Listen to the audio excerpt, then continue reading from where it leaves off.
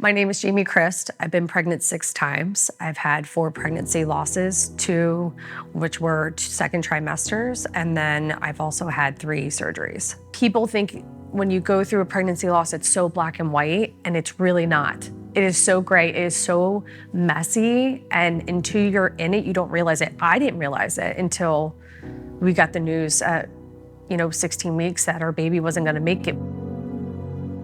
Growing up as a woman, you're just not prepared for these moments. And I really hope this book gives that light to other women that they can get through it. You're just in shock. It feels like you literally just been hit by a bus, you're speechless, and you don't know what to do. You don't know what questions to ask. These are things that you're just not prepared for at all. Like, what do I need to do to help my body recover from this?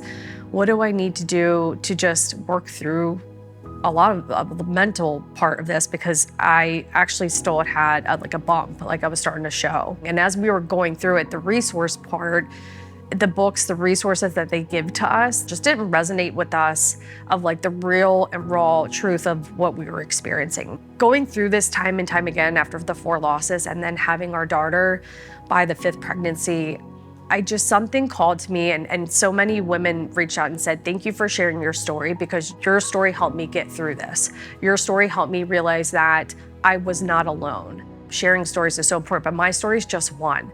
There's so many other women that experience so many other things in this journey. I'm hoping that if we can bring other women in, other women can feel seen in that way. It was always difficult talking to people who had never experienced a miscarriage before or a pregnancy loss. They definitely meant well when they tried to comfort, but unfortunately, when you haven't experienced it yourself, it's sometimes hard to know how to give comfort to someone who's experienced that type of loss. It was soul crushing, just having back-to-back miscarriages like that. Not only did you lose your baby, but you lost where you thought your life was heading. In order to save my life, I needed to be placed in medical menopause early on, shifting my timelines. That led to tremendous loss and infertility.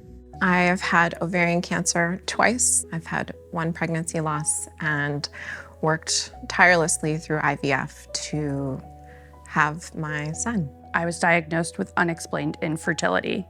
It took 2 hospital systems, multiple procedures, 6 IUIs, 2 rounds of IVF for me to get pregnant just once. I wanted to find the women who went through something like this, but how did they get through it? And how did they keep that guiding light? And so that's really for this book of curating stories of women who have been through some really hard things, but also, how did they get through the hard things to ensure they got to the other side? Every day, my motherhood journey is layered in grief, and we choose how to respond to that, but we know that our journey did not end how we expected. We wanted 3 kids, we have 2, and we get to choose how life looks now. It looks differently than we planned, and that's okay. One of the hardest things for me was having patience and hope.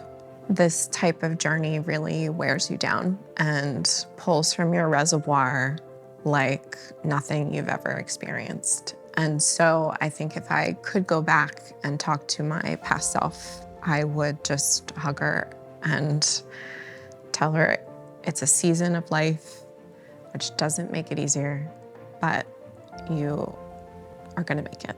I hope that my story helps other women realize that there's nothing shameful when it comes to having to make hard decisions like abortion or finding other ways to have children. The conversation around building families can look and does look so different for all of us. And I personally didn't know anybody that had gone through this until I started down this path. I remember feeling so lonely and knowing there were other people that had been through it or gone through it, but it still just felt so isolating. And there's so much in life that happens where you feel like nobody else could possibly get it. And there are people out there who do.